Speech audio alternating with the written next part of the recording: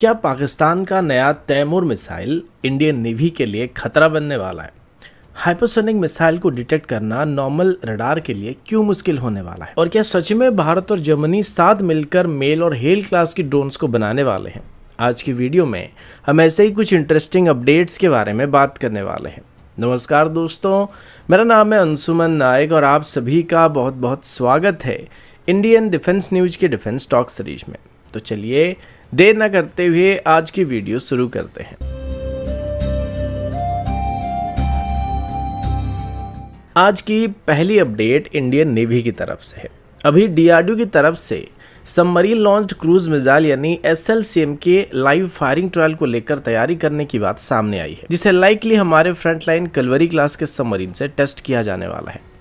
देखिए, अभी तक इन मिसाइल का अंडर वाटर पॉन्टून टेस्ट 2024 में सक्सेसफुली कंप्लीट किया गया था, जिसमें सबसे क्रिटिकल फेज अंडर वाटर से एयर ट्रांजिशन और इंजन इग्निशन को वैलिडेट किया गया था। लेकिन अभी जो नेक्स्ट फेज आने वाला है वो और भी ज्यादा जरूरी होने वाला है। अब इस बार मिसाइल को डायरेक्टली सबमरीन के टॉर्पेडो ट्यूब से लॉन्च किया जाएगा। इसका मतलब सिंपल भाषा में बोले तो रियल ऑपरेशनल कंडीशन में इसका टेस्ट होने वाला है, जहां launch dynamic, fire control system integration और सबमर्ज्ड एनवायरनमेंट में मिसाइल की परफॉर्मेंस को वेरीफाई किया जाने वाला है। अब अगर इस मिसाइल की डिजाइन को समझे तो ये स्पेशली कन्वेंशनल सबमरीन के लिए ऑप्टिमाइज किया गया है। इसका वेट लगभग 975 केजी के आसपास होने वाला है, जो लैंड अटैक वर्जन के मुकाबले काफी कम है और इसी वजह से ये स्टैंडर्ड 533 mm की टॉर्पेडो ट्यूब के साथ कॉम्पेटेबल होने वाला है।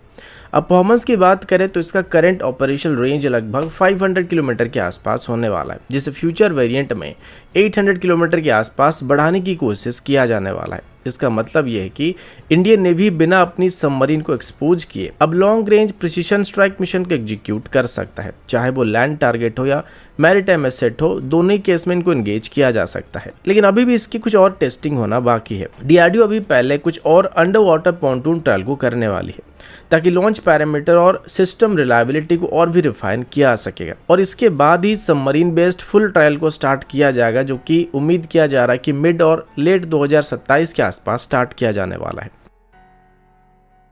अगला अपडेट भारत के एयर डिफेंस इकोसिस्टम में आने वाले एक बहुत ही एडवांस और फ्यूचर ओरिएंटेड डेवलपमेंट की तरफ से है। अभी डीआरडीओ के अंदर आने वाला एलआरडी एक ऐसा नेक्स्ट जनरेशन रडार सिस्टम को डेवलप कर रहा है, जो स्पेशली हाइपरसोनिक टारगेट को ट्रैक करने के लिए डिजाइन किया जा रहा है।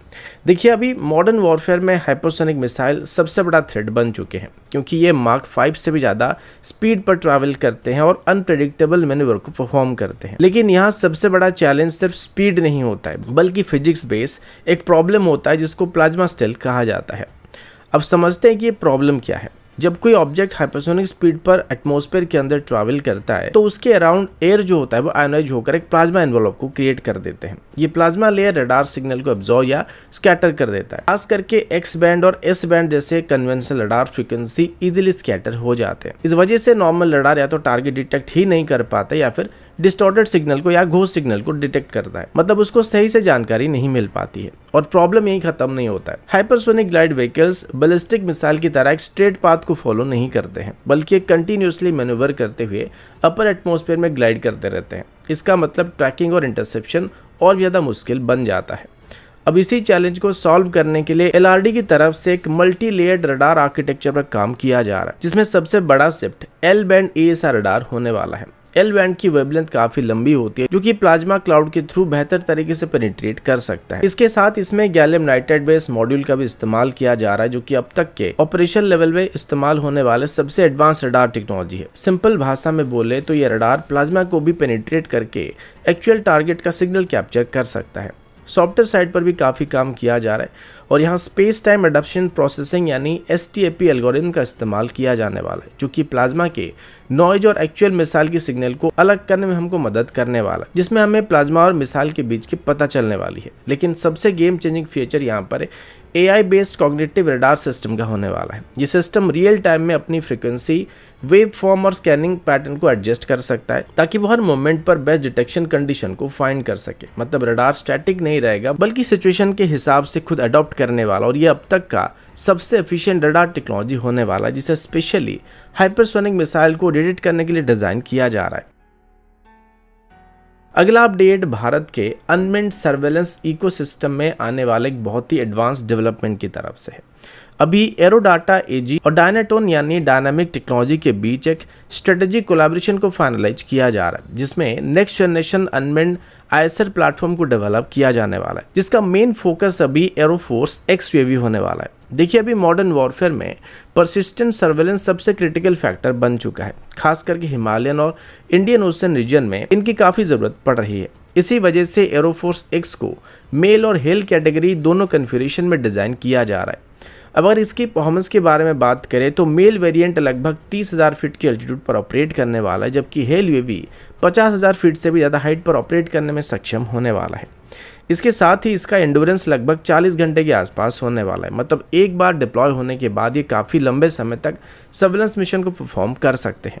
अब डिजाइन की बात करें तो एरोफोर्स X एक ट्विन बूम और high aspect ratio wing configuration के साथ आने की उम्मीद किया जा रहा है, जो कि एरोडायनामिक एफिशिएंसी को मैक्सिमाइज करता है। इसका long wing design lift to drag ratio को इम्प्रूव करने वाले हैं, जिससे ये हाई अल्टीट्यूड पर भी आराम से ज़्यादा देर तक लॉइटर कर सकता है। अब इस प्लेटफॉर्म का सबसे बड़ा एडवांटेज इसका मॉड्यूलर आर्किटेक्चर होने वाला है, मतलब इसे अलग अलग तरह के मिशन के लिए इजीली कन्फिगर किया जा सकता है, जिसमें maritime surveillance, exclusive economic zone monitoring, anti piracy operation, search and rescue या फिर बॉर्डर पेट्रोल, सभी मिशन के हिसाब से इसको कस्टमाइज किया जा सकता है। पेलोड की बात करें तो इसका मैक्सिमम टेक ऑफ वेट लगभग 4,800 kg के आसपास होने वाला है, और ये उसमें से लगभग 1300 kg के आसपास पेलोड को कैरी कर सकता है, जिसमें multi sensor system, communication relay system और इलेक्ट्रॉनिक इंटेलिजेंस पेलोड को इंक्लूड किया जा सकता है। इन सबसे इंपॉर्टेंट स्ट्रेटेजिक एडवांटेज यहाँ पर इसका ITAR फ्री स्टेटस होने वाला है। इसका मतलब ये है कि इस प्लेटफॉर्म के ऊपर US की एक्सपोर्ट रेस्ट्रिक्शन अप्लाई नहीं होने वाले, जिस वजह से भारत इसको इजीली एक्सपोर्ट कर सकता है, यानी कि ग्लोबल मार्केट में इसको डिप्लॉय करने के लिए कोई मेजर रेस्ट्रिक्शन नहीं आने वाला है। अगला अपडेट पाकिस्तानी नेवी के नए मिसाइल टेस्ट की तरफ से है। अभी पाकिस्तान ने सक्सेसफुली अपना Taimur air launched cruise missile को टेस्ट किया गया है, जो मेनली एंटीशिप स्ट्राइक के लिए डिज़ाइन किया गया है। रिपोर्ट्स के मुताबिक इसका रेंज लगभग 600 किलोमीटर तक होने वाला है, जिसका मतलब ये है कि पाकिस्तान के फाइटर जेट सेफ डिस्टेंस से रहकर ही इंडियन नेवल टारगेट को एंगेज कर सकते हैं। अभी अगर इस मिसाइल की वर्किंग प्रिंसिपल को समझे तो ये एक सबसोनिक क्रूज मिसाइल है, जो कि लो अल्टीट्यूड पर फ्लाई कर सकता है। लैंड पर ये टर्न हगिंग मोड में फ्लाई करने वाला और सी पर सी स्किमिंग प्रोफाइल को मेंटेन करने वाला है। इसका फायदा ये होता है कि ये शिप के रडार होराइजन के नीचे रहकर फ्लाई करता है और लास्ट मोमेंट पर जाकर डिटेक्ट होता है, जिससे इसको काउंटर करने का रिएक्शन टाइम बहुत कम हो जाता है। इसमें इमेजिंग इन्फेड सीकर का भी इस्तेमाल किया जा रहा है, जो कि RF जैमिंग से बचने में इसको मदद करने वाला है। मतलब ये मिसाइल अपने टारगेट को थर्मल सिग्नेचर के बेसिस पर लॉक कर सकता है, जिससे इलेक्ट्रॉनिक वॉरफेयर के ऊपर इसका कोई असर नहीं पड़ने वाला है। लेकिन असली चैलेंज एक सिंगल मिसाइल नहीं बल्कि सैचुरेशन अटैक होने वाला है, जहां एक साथ मल्टीपल मिसाइल को फायर किया जाता है, जिससे हमारा डिफेंस सिस्टम सैचुरेट हो सकता है। तो फ्यूचर में इंडियन नेवी के लिए एक तरीके से खतरा बन सकता है। लेकिन भारत ने पहले भी एक मल्टी लेयर की एयर डिफेंस सिस्टम को डेवलप कर रखा है, जो कि ऐसे ही थ्रेट को काउंटर करने के लिए डिजाइन किए गए हैं। सबसे आउटर लेयर पर हमारा बैरिकेड सिस्टम मौजूद होने वाला है, जो कि करीब 70 से 100 किलोमीटर की रेंज पर लो फ्लाइंग क्रूज मिसाइल को इंटरसेप्ट कर सकता है। इसके बाद फ्यूचर में प्रोजेक्ट कूसा भी आने वाला है, जो कि 400 किलोमीटर के आसपास के एंगेजमेंट रेंज को प्रोवाइड करने वाला है। इसके बाद क्लोज रेंज में हमारे AK-630 जैसे क्लोजन वेपन सिस्टम और कवच डिकॉय सिस्टम जैसे लास्ट लाइन ऑफ डिफेंस भी मौजूद होने वाले हैं, जो कि इनकमिंग मिसाइल को डिस्ट्रॉय या कंफ्यूज कर सकते हैं। साथ ही इंडियन नेवी के पास एडवांस इलेक्ट्रॉनिक वॉरफेयर सूट भी दिए गए हैं, जो कि मिसाइल के गाइडेंस सिस्टम को डिसरप्ट कर सकते हैं। लेकिन फिर भी इस मिसाइल का रेंज पाकिस्तान को एक अच्छा खासा स्टैंड अप एडवांटेज देने वाला है, जो कि भारत की एयर डिफेंस मिसाइल को ब्लीड कर सकता है और किसी भी जंग जैसे हालात में इंडियन नेवी की बैटल ग्रुप के ऊपर प्रेशर को बढ़ा सकता है। तो दोस्तों, अभी के लिए इतना ही। मिलता हूँ आपसे अगले वीडियो में, तब तक के लिए जय हिंद, वंदे मातरम।